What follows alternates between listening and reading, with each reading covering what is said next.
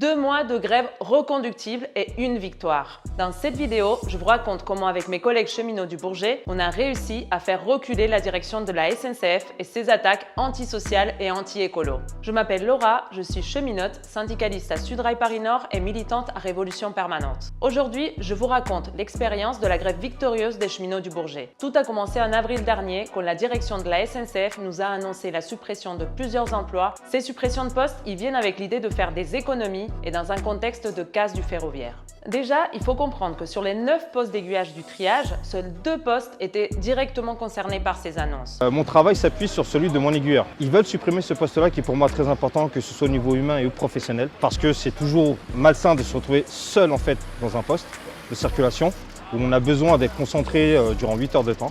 Donc notre aiguilleur en fait justement nous permet d'avoir une veille sur le travail en fait qu'on va faire, de nous aider, d'être d'appoint, on leur confie des tâches parce qu'on va être occupé sur d'autres tâches. Donc c'est vraiment un véritable travail d'équipe en fait qui justement nous amène en fait à nous rebeller parce qu'on n'est pas du tout d'accord. Tous les collègues ont immédiatement compris que cette attaque nous concernait toutes et tous et qu'il fallait réagir très vite. Dès l'annonce de la direction, avec l'équipe syndicale Sudrail, on est parti en tournée dans les postes pour discuter avec les collègues. Et au final, c'est que ça les amis. Le projet, les suppressions, c'est pour faire des économies sur nous, c'est pour gagner mieux leur vie et prendre des qualifs, etc. Donc on est face à ça. Les deux questions principales qui étaient savoir s'ils portent le projet, ils le portent, et savoir si derrière il s'engage à ce qu'il n'y ait aucune autre suppression. Il dit je ne peux pas m'engager à ce qu'il y ait d'autres suppressions, c'est pas moi qui décide. Tout ça en vérité on les avait, mais je pense qu'on avait tous besoin de les entendre de la bouche des premiers protagonistes.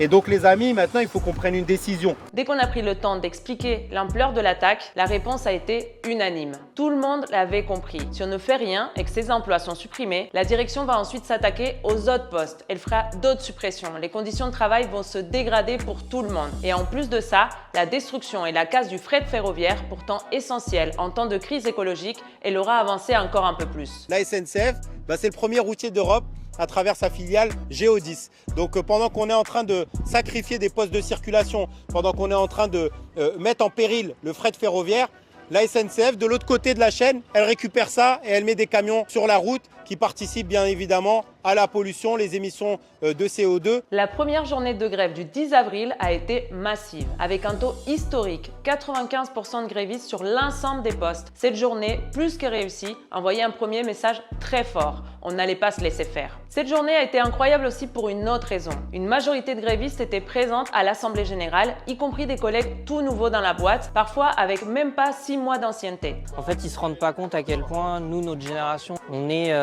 des personnes en fait, qui refusons de se laisser écraser par des décisions qui nous semblent complètement injustes. C'est avec cette force, combinant l'expérience de précédentes grèves avec la détermination d'une nouvelle génération de collègues, qu'on a pensé à un plan de bataille offensif et qu'on a compris qu'on pouvait gagner. Mais face à nous, on avait une direction déterminée, un patronat radicalisé. Au Bourget, on a l'habitude des grèves. On en a déjà fait un certain nombre, que ce soit en local pour nos conditions de travail ou même les grèves nationales. La dernière en date était celle des retraites en 2023. Mais là, on a très vite compris que la direction n'allait pas lâcher facilement. Non seulement elle a mis plusieurs semaines avant d'ouvrir de réelles négociations, mais elle a même décidé, début mai, d'annuler de façon unilatérale tous les préavis de grève posés par le syndicat Sudrail Paris Nord. Et ils sont même allés jusqu'à menacer de sanctions les cheminots qui se mettraient en grève. Donc pour gagner face à une telle offensive anti-grève, on a dû faire preuve de détermination et on a adopté, en discussion avec l'ensemble des grévistes, une stratégie encore plus ambitieuse. On a voté à l'unanimité à partir du 20 mai pour une grève reconductible encore plus impactante. Une grève sur la moitié de la journée de service et pas seulement sur quelques tranches horaires comme ça avait été décidé au début.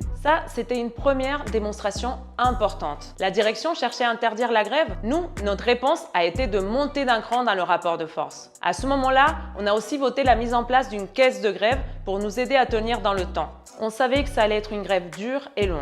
L'autre point important, c'est que la grève était auto-organisée. C'est-à-dire que c'est l'ensemble des cheminots mobilisés, syndiqués ou non syndiqués, qui prenaient les décisions dans les assemblées générales. Un gréviste égale une voix. C'est ça la règle chez les cheminots du Bourget. Il faut comprendre que c'est cette méthode de lutte qui a favorisé en grande partie la massification du mouvement. Pendant les 2 mois qu'a duré la grève, on a eu plus de 90% de grévistes. C'est énorme.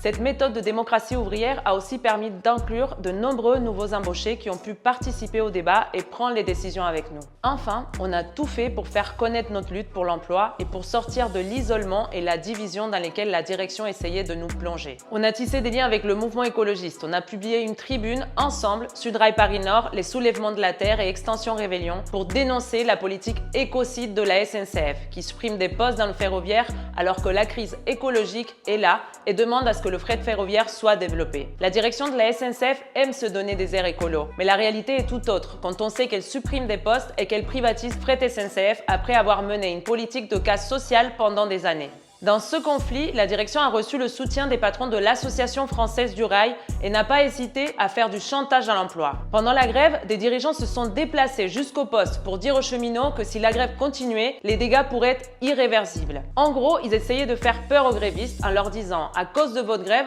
la charge de travail va disparaître du triage et les emplois avec ». Mais les cheminots ont compris que c'était du chantage et ça les a énervés plus qu'autre chose. Ces dirigeants, ils ne mettent jamais les pieds dans nos postes. Ils ne viennent jamais demander si ça va et si on a besoin de quelque chose. Mais là, ils étaient tous là, à plusieurs reprises, pour nous intimider et essayer de nous faire arrêter la grève. Voilà. En gros, c'est toute cette mobilisation déterminée qui explique la victoire malgré la politique jusqu'au boutiste de la SNCF. C'est donc après 2 mois de grève reconductible que nous avons réussi à faire reculer la direction. Dans le protocole de fin de conflit, il y a non seulement l'abandon de la quasi-totalité du projet initial de la direction, mais également l'interdiction pendant 3 ans minimum de remettre sur la table un quelconque projet de suppression de postes d'aiguilleurs sur l'ensemble du triage du Bourget. Alors que les plans de licenciement se multiplient et que l'ouverture à la concurrence avance à marche forcée à la SNCF, cette victoire des cheminots du Bourget prouve que c'est possible de lutter pour le maintien de l'emploi, pour la défense du ferroviaire et contre la casse de nos conditions de travail.